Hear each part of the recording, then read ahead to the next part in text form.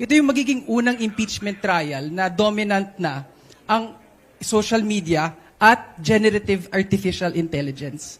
No, dati ako lumaki ako sa unang impeachment trial, crucial sa akin yung second envelope.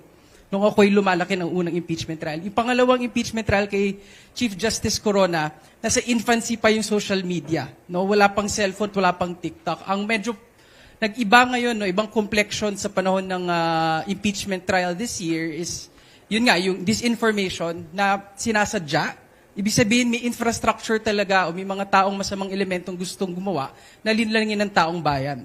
At pinadali ito ng artificial intelligence. Kaya very particular tatlong panawagan ng Bantay Senado. No? Una yung magmatsyag.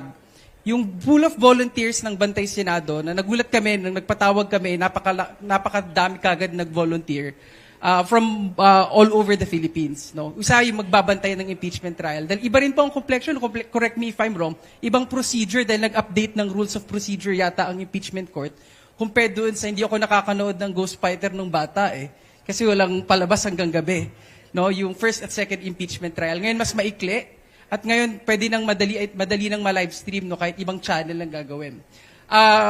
Yun, sa pagmamatsyag. Pangalawa, yung nabanggit kanina ni Sir na ang layon ng Bantay Senado ay magkaroon ng kagyat o mabilis na pagtitipon ng mga communities, both physical, sa mga barangay, sa mga simbahan, sa mga paaralan, para ipaliwanag sa lengguwahe na payak at naiintindihan ng mga tao.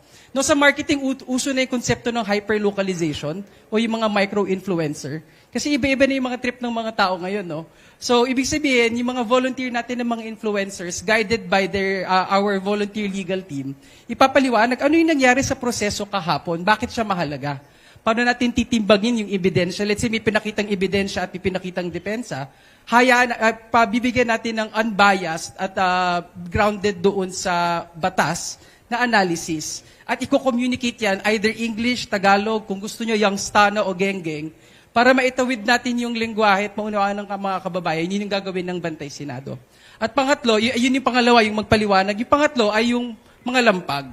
Paalala natin sa mga pinuno natin na mahalagang sundan natin, no? At panindigan ng sinumpaang obligasyon bilang una, kung ikaw ay halal na opisyal o ikaw ay nanumpa bilang senator judge. So nakahanda rin yung taong bayan na ipaalala sa ating mga pinuno sa pamamagitan ng Bantay Senado. So yun yung gusto naming challenge, ay yun yung ititake na challenge ng Bantay Senado na sana makatulong din no, sa pagpapaliwanag.